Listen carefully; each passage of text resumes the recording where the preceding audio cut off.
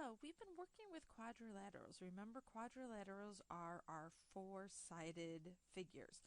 One special type of quadrilateral is called a trapezoid. Looking at the first box, a trapezoid is a quadrilateral with only one pair of parallel sides. That is significantly different than our entire parallelogram family.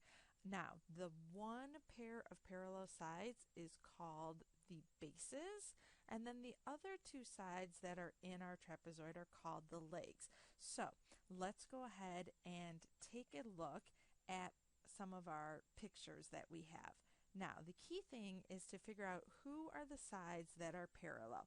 In our first picture, these two sides appear to be parallel. Therefore, these are going to be referred to as our bases.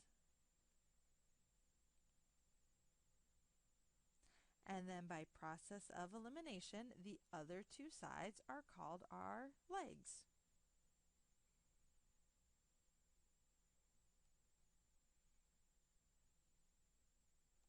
So the key thing is really making sure that we can figure out who are the parallel sides. So if we look at our next picture, the two sides that are parallel are right here. So these are going to be called the bases. And then again, the other two are labeled as our legs.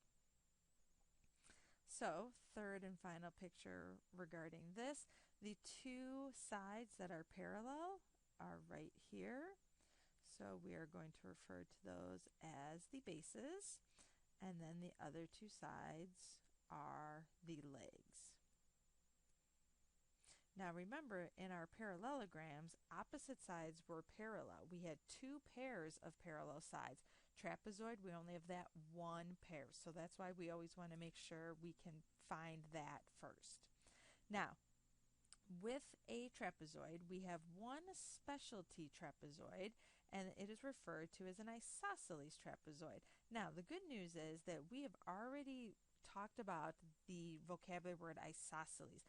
Isosceles, if you remember, was when we were talking about a triangle, and an isosceles triangle, if we think about it over here, an isosceles triangle had two congruent legs and two congruent base angles.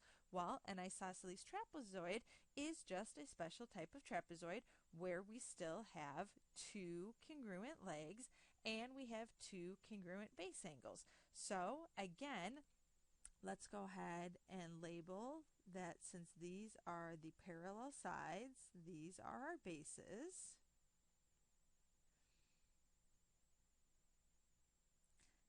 And just like before, the other two sides are called our legs, but because this is an isosceles trapezoid, these legs are congruent. And just like in our isosceles triangle, we have two congruent base angles. Now, the key thing is an isosceles trapezoid could be turned upside down.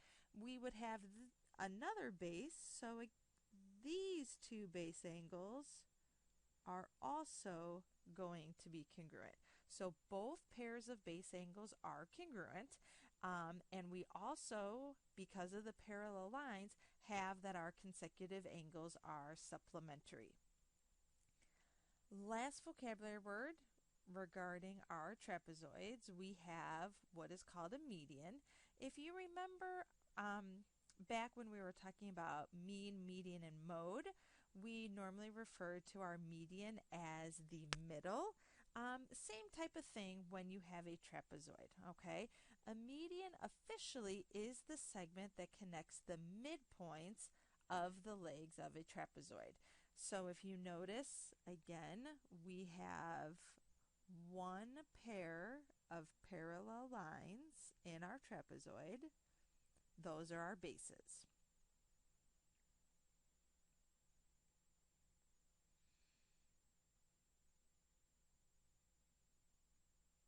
And therefore these are our legs.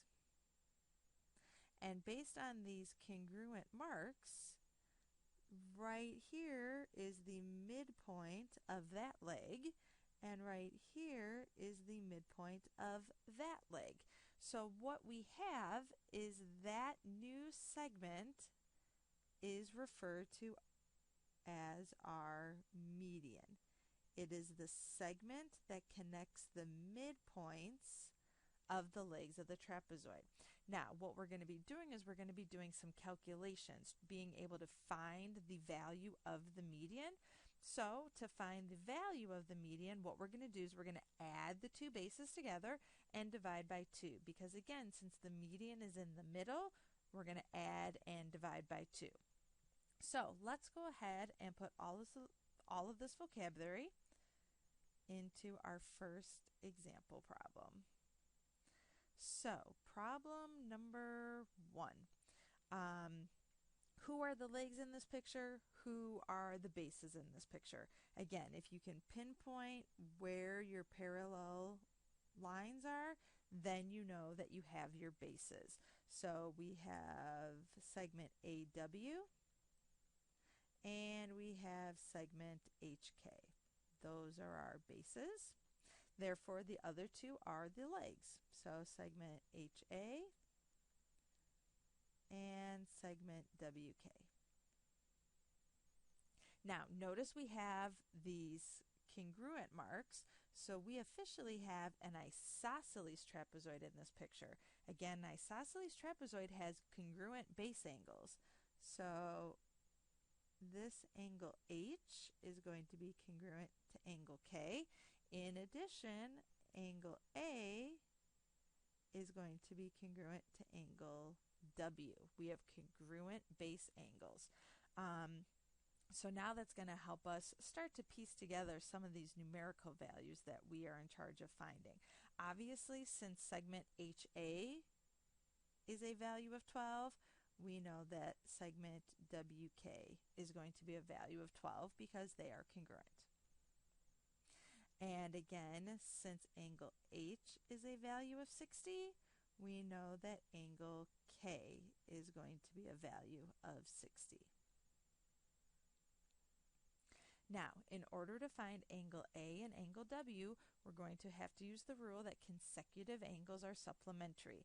So, since we already have a 60-degree angle for angle H, since angle A is supplementary to angle H, that means angle A is going to have to be 120.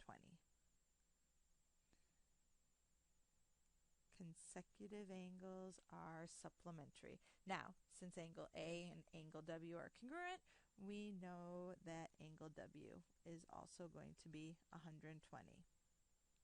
Now, the other real nice thing is because a trapezoid is a quadrilateral, we can always use our quadrilateral rule where all 4 angles have to total 360 degrees.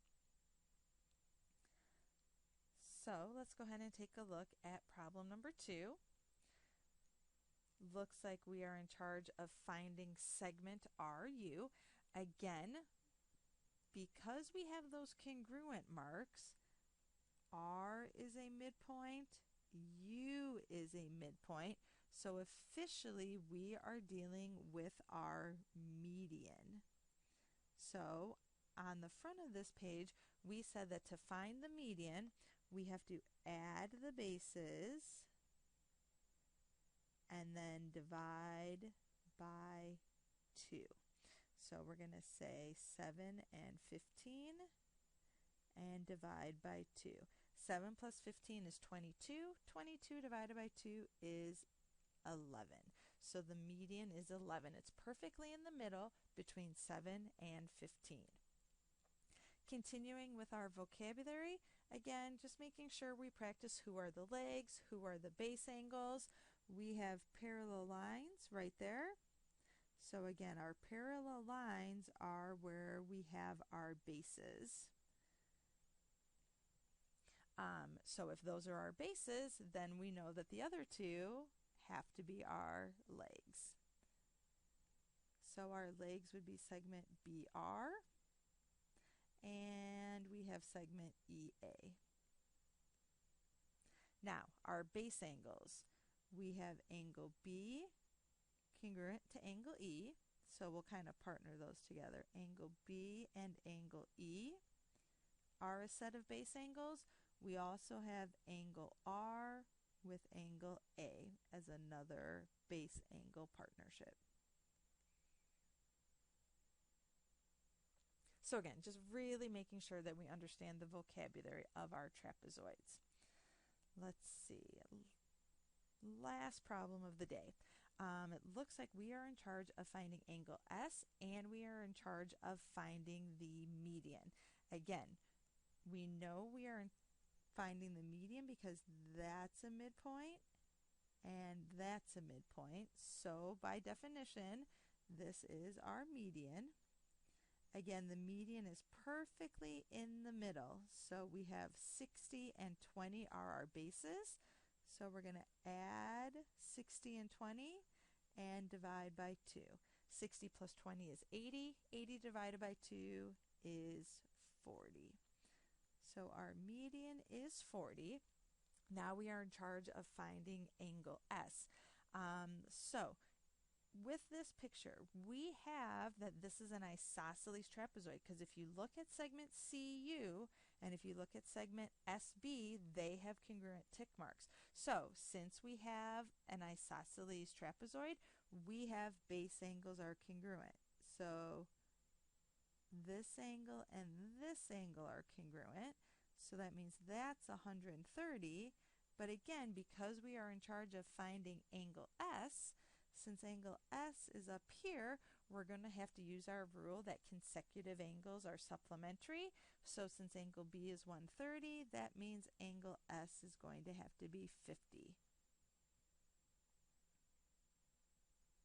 So there you have it. You've got trapezoids, which are a special type of quadrilateral that we will be working with. Good luck.